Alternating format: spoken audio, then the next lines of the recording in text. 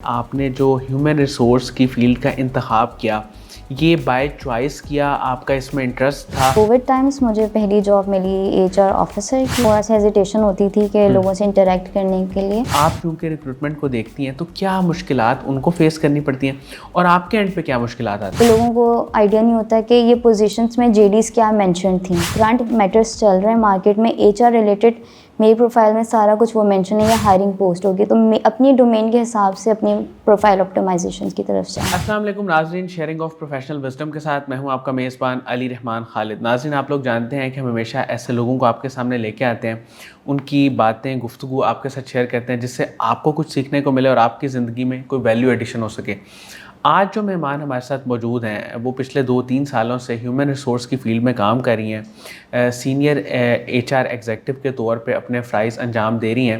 ہم ان سے خاص طور پہ 2-3 چیزیں جاننا چاہتے ہیں. ایک تو ہیومن ریسورس کی فیلڈ کا اسکوپ کیا ہے اور اس میں میل فیمیلز کی جو ریشیو ہے وہ کتنی ہے، اور کیا لوگ اس میں آنا چاہتے ہیں. اس میں سیچوریشن تو نہیں ہے جیسے آج کل تمام ہی ڈپارٹمنٹس کے بارے میں کہا جاتا ہے کہ جابس اویلیبل نہیں ہے. تو ہیومن ریسورس کے بارے میں یہ بات کتنی درست ہے. پلس ہم ان سے یہ بھی جانیں گے کہ جو ہیومن ریسورس کا رول ہے یعنی HR کا رول کسی بھی ادارے میں وہ کس حد تک ایفیکٹیو ہے، اور کیا مینیجرز ٹاپ مینجمنٹ اس کو پروموٹ کرتے ہیں، اس کو فیسیلیٹیٹ کرتے ہیں یا نہیں کرتے. یہ ساری باتیں آج کے انٹرویو کا حصہ رہیں گی. السلام علیکم علینا زیدی صاحبہ، کیسی ہیں آپ؟ وعلیکم السلام. الحمدللہ I am doing good. What about you? Ma'am پہلے تو بہت شکریہ، آپ نے ہمارے لیے وقت نکالا. میم میں آغاز یہاں سے کروں گا کہ آپ نے جو ہیومن ریسورس کی فیلڈ کا انتخاب کیا، یہ بائی چوائس کیا، آپ کا اس میں انٹرسٹ تھا یا اسٹڈی کے بعد ویسے ہی آپ اس فیلڈ میں آ گئیں؟ یہ تھوڑا سا بتائیے گا. It's not by choice in a start. ٹھیک ہے، ٹو بی ویری آنیسٹ میرا بیچلرس ہے بزنس ایڈمنسٹریشن میں اور اسپیشلائزیشن تھی مارکیٹنگ میں. لیکن ایٹ کووڈ ٹائمس مجھے پہلی جاب ملی HR آفیسر کی ان BPO، وہ doctors appointment booking help line تھی ایک. تو اس سے بعد مجھے پھر ہوا کہ میرا انٹرسٹ یہاں پہ بلڈ ہونا شروع ہو گیا تھا. پھر آگے جتنی بھی میری اپرچونیٹیز آئیں تو وہ میں نے HR میں ہی پرسو کرنا چاہیے کیونکہ ایک انٹرسٹ ڈیولپ ہو چکا. آپ کو اس میں کیا انٹرسٹنگ لگا ہیومن ریسورس کی فیلڈ میں؟ جب آپ نے اسٹارٹ کیا تب کیا انٹرسٹنگ لگا اور اب آپ کا ایکسپیرینس کیسا جا رہا ہے؟ جب اسٹارٹ کیا تھا تو interaction I am a but introvert. ٹھیک ہے، اور اس میں مجھے تھا کہ تھوڑا سا ہیزیٹیشن ہوتی تھی کہ لوگوں سے انٹریکٹ کرنے کے لیے، لیکن now it's doing very good. اچھا مجھے یہ بتائیے گا کہ ریکروٹمنٹ کی جو ہے نا وہ پیرامیٹرز آج کل چینج ہو چکے ہیں، لیکن اس کی وجہ سے کچھ اسٹوڈنٹس کو بھی اور جو فریش گریجویٹس ہیں جب وہ جاب کے لیے اپلائی کرتے ہیں تو ان کو بہت ساری مشکلات دیکھنی پڑتی ہیں. آپ چونکہ ریکروٹمنٹ کو دیکھتی ہیں تو کیا مشکلات ان کو فیس کرنی پڑتی ہیں اور آپ کے اینڈ پہ کیا مشکلات آتی ہیں؟ ہم پہلے بات کرتے ہیں اسٹوڈنٹس کی اینڈ سے. یونیورسٹیز میں نا ہم لوگوں کو یہ نہیں بتایا جا رہا ہوتا ہے کہ آپ نے CV کس طرح سے رائٹ کرنی ہے، کیا کی ورڈس یوز ہوں گے. آپ کے CV بلڈنگ پر آپ کو ایک پراپر کورس یا ایک ٹریننگ بہت ضروری ہے یونیورسٹیز کی طرف سے. And same goes with HR. تو اگر HR کے ایکسپیکٹ سے بات کریں ان کے پاس کی ورڈس نہیں ہوتے. ہم لوگ یوز کر رہے ہوتے ہیں ATS سافٹ ویئرس ڈفرینٹ، تو وہ ٹو دا پوائنٹ نہیں ہوتی. انہیں یا تو بہت ہی زیادہ گرافکس ایڈ کیے ہوتے ہیں، ایک لینتھی، اور مطلب مین پوائنٹس جو کی ورڈز ہوتے ہیں وہ ہائی لائٹ نہیں کر رہے ہوتے اس کی ریزیومز میں. تو وہ ایک میجرلی ایک ایشو آ رہا ہوتا ہے کہ آئیڈینٹیفائی جو مین کور اسکلز ہوتے ہیں وہ ہم آئیڈینٹیفائی کرتے ہوئے. یعنی ریزیومے جو بناتے ہیں اس میں کیا غلطیاں کرتے ہیں ہم؟ یہ ریزیومز میں ہم لوگ جو بناتے ہوئے غلطیاں کرتے ہیں وہی ہوتا ہے، ایک تو ہم لوگ ایک فینسی پکچر لگا دیں گے، کوئی بھی فار ایگزامپل ایک فینسی ایونٹ شادی کی کوئی پکچر لگا دے گا. صحیح. ساتھ میں ہم لوگ گرافکس بہت زیادہ ایڈ کر لیتے ہیں. کلرس ہمارے اس طرح سے ہوتے ہیں اس میں ریزیومے پنک. میرے پاس ایسی ریزیومز آئی ہیں پنک، اگر کوئی لڑکی ہے تو پنک میں چلی جائے گی، وہ ریڈ میں چلی جائے گی. تو برائٹ کلرس یوز کر رہے ہوتے ہیں. ہم لوگ کنسائز فارم میں نہیں انفارمیشن لکھ رہے ہوتے ہیں. آپ اگر آبجیکٹیوس بھی ہی ریڈ کریں نا وہیں سے آپ کو آئیڈیا ہو جاتا ہے یار یہ کینڈیڈیٹ کس طرح کی مطلب مائنڈ سیٹ کا بندہ ہے. میم ایک آئیڈیل ریزیومے میں کیا چیزیں ہونی چاہیے اور کیا چیزیں بالکل نہیں ہونی چاہیے؟ ٹو دا پوائنٹ ہونے چاہیے. کی ورڈس فار ایگزامپل اگر میں ایک پوزیشن دیکھ رہی ہوں HR ایگزیکٹو کی، تو اس میں کی ورڈس جو میری ایک جاب پوسٹ کے اندر مینشن ہوں گے میں اس کے اکارڈنگلی اپنا ریزیومے اپڈیٹ کروں گی. ریزیومیز ہمارے پاس آتی ہیں، ایک بندے نے آرگنائزیشن چھوڑ چکا ہوتا ہے، کرنٹلی وہ دوسری آرگنائزیشن میں کام کر رہا ہوتا ہے. ریزیومیز آتی ہیں پرانی آرگنائزیشن والی، تو اپڈیٹڈ ریزیومیز ہمیں مینشن ہی نہیں ہوتے. ایک تو سب سے پہلے اپڈیٹ کریں، کی ورڈز یوز کریں، اپڈیٹ کریں، کی ورڈس یوز کریں. دوسرا اپنے LinkedIn کا آپ URL کریں, کیونکہ آپ کے لنکڈ ان پروفائل کے پاس ہم لوگ جا کے ہمارے لیے ایزی سرچ ہو جاتا ہے. یہ آپ نے بہت اچھا کیا, لنکڈ ان کا ذکر کیا. میں نے آپ کی پروفائل دیکھی تھی, ماشاء اللہ آپ کے بہت زیادہ فالوورز ہیں. مجھے یہ بتائیے گا کہ یہ بھی بائی چانس ہوئے یا آپ نے اس پہ پراپر ایک اسٹریٹجیکلی محنت کیا ہے؟ اس میں نے محنت کی ہے, ٹو بی ویری آنیسٹ. کیسے, تھوڑا سا بتائیں. انیشیلی مجھے خود اتنا آئیڈیا نہیں تھا لنکڈ ان کا کہ یہ ہوتا ہے کیا, پلیٹ فارم ہے, کس طرح سے یوز ہوتا ہے. صرف یہ تھا کہ جاب ہنٹ کے لیے ایزیلی ہے, یا آپ ٹیلنٹ ہنٹ کر رہے ہو اس کے لیے ایزی ہے. بالکل ٹھیک. انیشیلی جب میرے فالوورس وغیرہ, میں نے اپنی آپٹیمائز پروفائل کیے اکارڈنگ ٹو مائی انٹرسٹ, مائی ایک کور ایریا. رینڈم پروفائلس یا رینڈم پوسٹ نہیں میں کری. اب جو کرنٹ میٹرس چل رہے ہیں مارکیٹ میں ایچ آر ریلیٹڈ, میری پروفائل میں سارا کچھ وہ مینشن ہے, یا ہائرنگ پوسٹ ہوگی, تو اپنی ڈومین کے حساب سے اپنی پروفائل آپٹیمائزیشن کی طرف جائیں. اچھا مجھے یہ بتائیے گا کہ بہت سارے لوگ جو جاب کے لیے اپلائی کرتے ہیں, ظاہر ہے ریزیومے تو ایک فیکٹر ہے, لیکن چونکہ آپ ٹیکنیکل ریکروٹمنٹ کو دیکھ رہی ہیں, ایک تو ٹیکنیکل ریکروٹمنٹ اور عام ریکروٹمنٹ میں کیا فرق ہے, اور جو کینڈیڈیٹس اپلائی کرتے ہیں وہ انٹرویو میں کیا بات چیت کرتے ہیں, کیا مسٹیکس کرتے ہیں؟ جو ڈفرینس ہے ٹیکنیکل اور نان ٹیک میں, وہ میجرلی یہ کہ آپ کے اسکل سیٹ. ٹیکنیکل میں ہم لوگ اسکل سیٹ دیکھ رہے ہوتے ہیں کہ آپ نے کون کون سے سافٹ ویئرز ہے, آپ کی ایکسپرٹیز کیا چیز ہوتی ہیں.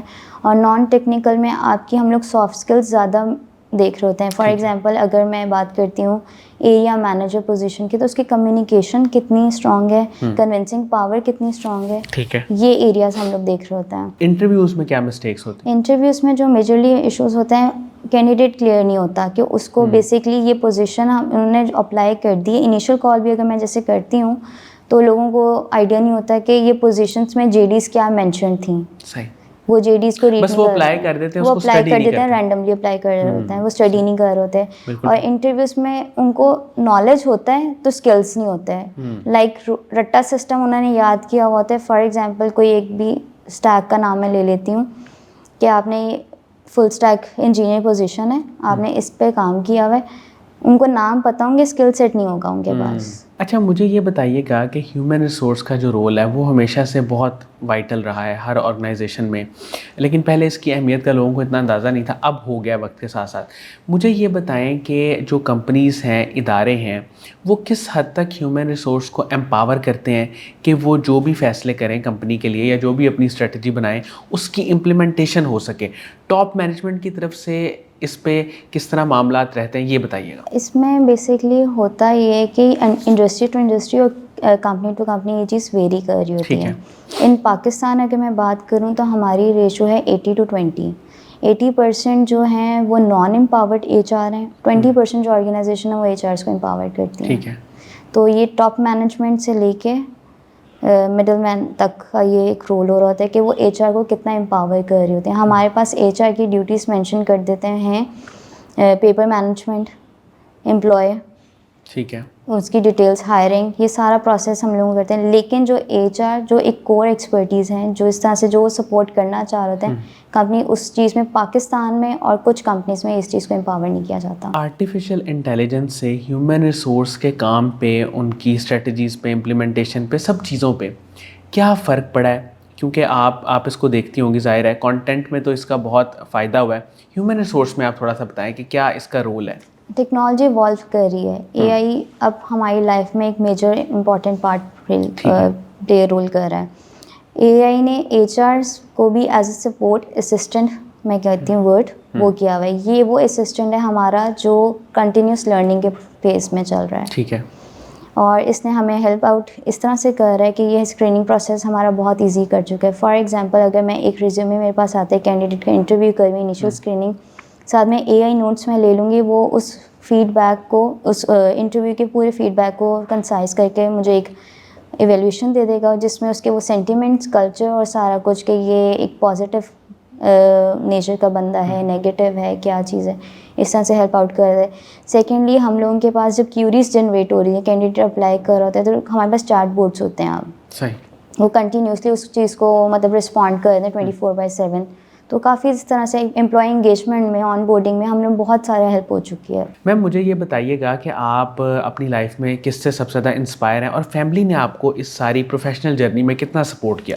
تھرو آؤٹ میری فیملی نے مجھے بہت سپورٹ کیا. ماما, بابا, یہ وہ تھے کہ like you can do it, آپ جاؤ, دس از یور ورلڈ, آپ اس چیز کو کانکر کر سکتی ہو. لائک بہت سپورٹیو فیملی. میم کوئی ایڈوائس آپ کی طرف سے یوتھ کے لیے, خواتین کے لیے جو پروفیشنلی کام کرنا چاہتی ہیں, کہ ایک تو وہ اپنے اسکلس کو کیسے ڈیولپ کریں, اور پھر جب وہ پروفیشنلی کام کریں تو کن چیزوں کا بہت زیادہ خیال رکھیں؟ فیمیلس کو فیلڈ میں لازمی آنا چاہیے, ایز ناٹ کہ میں کہوں کہ ان کے اوپر ایک رسپانسبلٹی ہے کہ لائک آپ نے فائنانسز کو, آپ کی خود کی بھی اب گرومنگ ہو رہی ہوتی ہے, آپ کو مارکیٹ ٹرینڈس, اور آپ ایک انڈیپینڈنٹ وومنس بن رہے ہوتے ہو, کہیں نہ کہیں یہ چیز آپ کے لیے سپورٹیو ہوتی ہے ان فیوچر.